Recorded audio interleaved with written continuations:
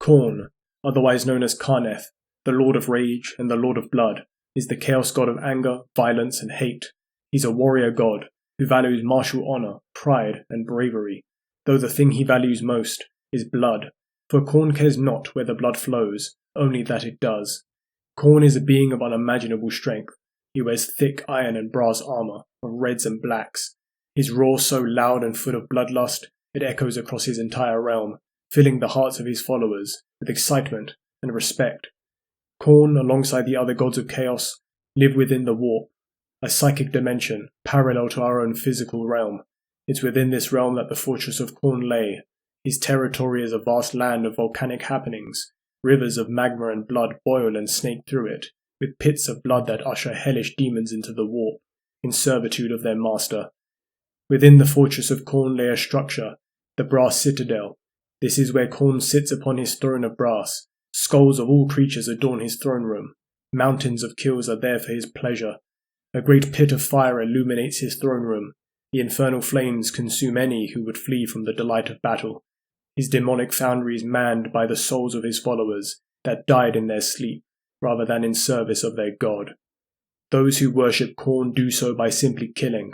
They revel in battle, for battle to Khorne is superior than simple worship in a temple. Their battle cry is known by all in the realm. Blood for the blood god, skulls for the skull throne. The number 8 is a sacred one to Khorne.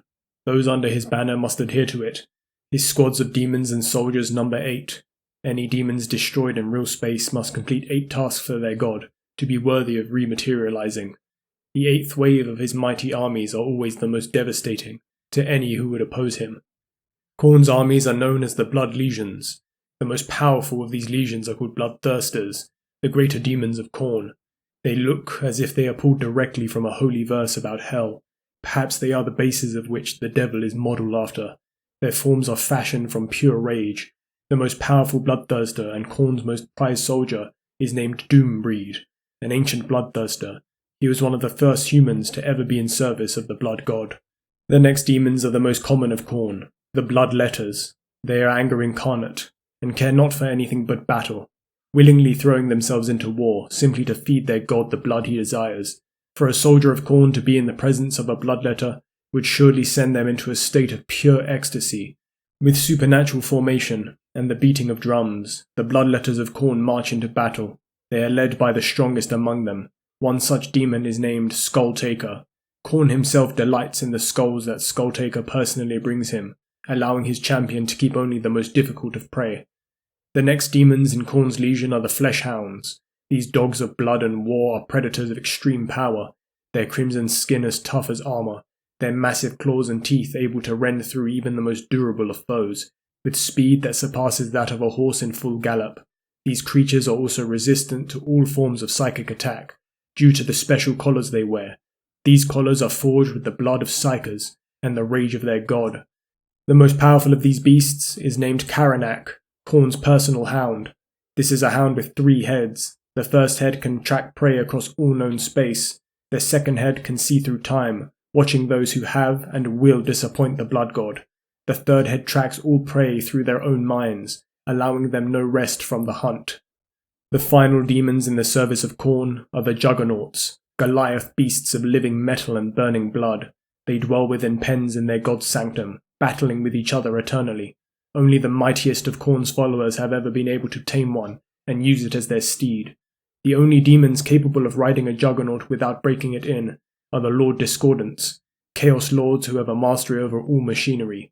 These demons can consume other machinery, adding to their own power. The Lord Discordants in service of Khorne can change oil into blood. The Blood Legions also have machinery to help them in their battles, such as the Blood Thrones, demon engines fashioned after their master's own throne. These infernal things belch sulphurous smoke into battle, as they crack and tear their enemies apart under wheels of spikes. Any who survive the initial attack are cut down by the bloodletters who ride the thrones.